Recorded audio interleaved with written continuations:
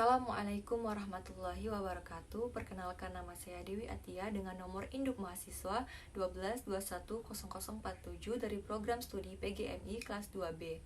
Di sini saya akan menjelaskan 3 materi. Yang pertama yaitu tentang kedudukan alam semesta, manusia, dan ilmu pengetahuan dalam perspektif Islam. Lalu materi kedua yaitu tentang hakikat dan tujuan dari pendidikan Islam. Dan yang terakhir tentang tugas dan fungsi dari pendidikan. Kedudukan alam semesta, manusia, dan ilmu pengetahuan dalam perspektif pendidikan Islam. Yang pertama yaitu kedudukan alam semesta.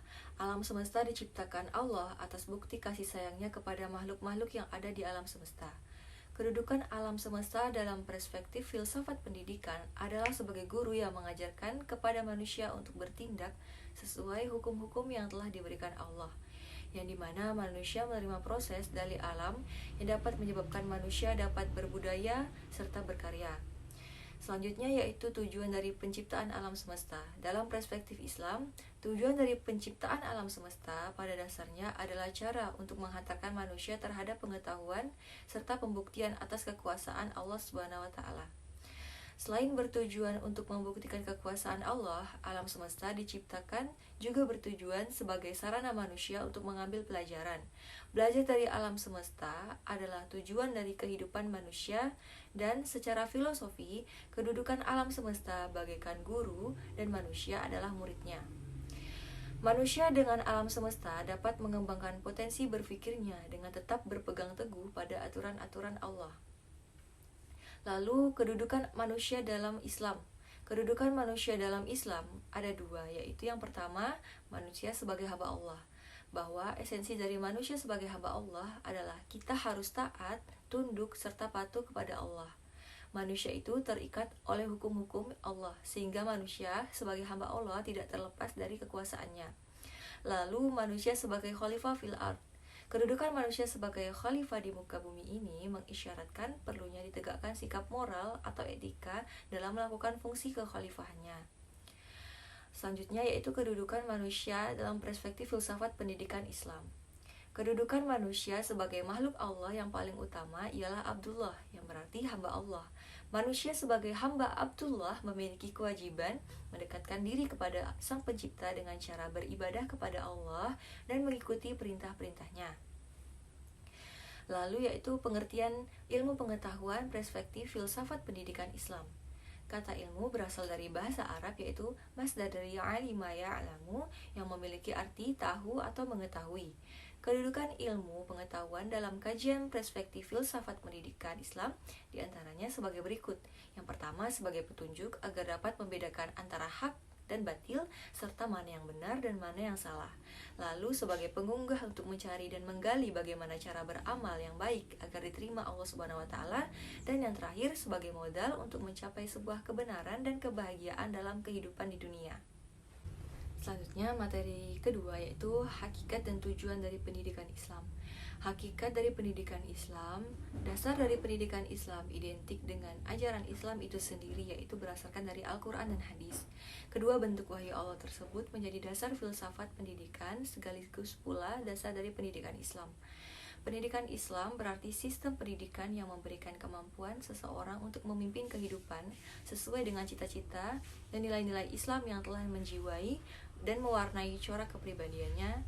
Dengan kata lain, pendidikan Islam adalah suatu sistem kependidikan yang mencakup seluruh aspek kehidupan yang dibutuhkan oleh hamba Allah, sebagaimana Islam telah menjadi pedoman bagi seluruh aspek kehidupan manusia, baik dari aspek duniawi maupun aspek ukhrawi. Adapun 3 istilah yang lazim digunakan dalam pendidikan Islam yaitu tarbiyah.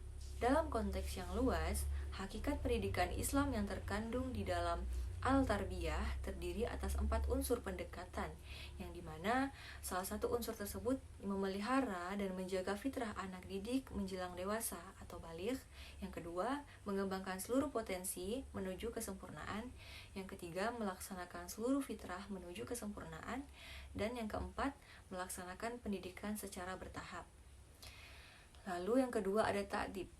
Makna al-ta'dib berarti pengenalan dan pengakuan tempat Tuhan yang tepat di dalam tatanan wujud dan kepribadian. Lalu yang terakhir ada ta'lim. Al-Ta'lim yaitu sebagai proses dari transmisi berbagai ilmu pengetahuan pada jiwa individu tanpa adanya batasan dan ketentuan tertentu. Selanjutnya yaitu tujuan dari pendidikan Islam. Tujuan dari pendidikan Islam adalah suatu tujuan yang hendak dicapai oleh pendidikan yang pada hakikatnya pada suatu perwujudan dari nilai-nilai ideal yang terbentuk dalam pribadi manusia yang diinginkan.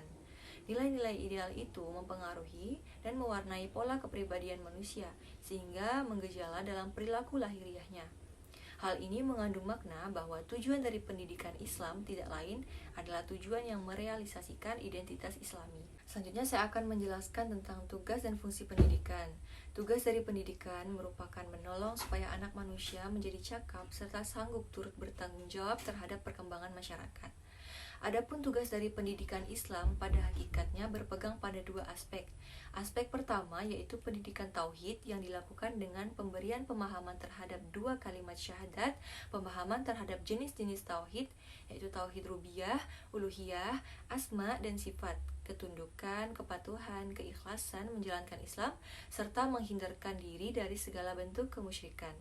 Yang kedua yaitu pembelajaran pengembangan tabiat peserta didik, ialah meningkatkan tabiat peserta didik supaya sanggup memenuhi tujuan penciptaannya, yaitu beribadah kepada Allah Subhanahu wa taala serta menyediakan bekal guna untuk beribadah, semacam bekal serta minum. Manusia yang sempurna merupakan mereka yang tetap beribadah baik dari diniyah maupun beribadah kauniyah. Selanjutnya yaitu fungsi dari pendidikan. Di Indonesia telah diatur di dalam Undang-Undang tahun 2003 nomor 20 tentang Sistem Pendidikan Nasional, yang dimana fungsinya yaitu sebagai fungsi pembelajaran, yang dimana untuk berupaya melenyapkan seluruh sumber penderitaan dari kebodohan, serta ketertinggalan dan guna pembelajaran Indonesia melaporkan bahwa pembelajaran nasional berperan untuk meningkatkan keahlian serta membentuk sifat dan peradaban bangsa yang bermartabat dalam rangka mencerdaskan kehidupan bangsa. Adapun fungsi utama dari pendidikan Islam yaitu harus mampu mengakomodasikan tiga fungsi utama dari agama. Yang pertama yaitu guna dari spiritual, yaitu berkaitan dengan akidah serta iman. Lalu yang kedua guna psikologis, ialah berkaitan dengan tingkah laku pribadi serta termasuk menyangkut nilai-nilai akhlak yang menyangkut derajat manusia mengarah derajat yang lebih sempurna. Yang ketiga yaitu guna sosial, yaitu berkaitan dengan aturan-aturan yang menghubungkan manusia dengan manusia lain ataupun warga yang memiliki hak tiap-tiap guna menyusun masyarakat yang harmonis serta seimbang.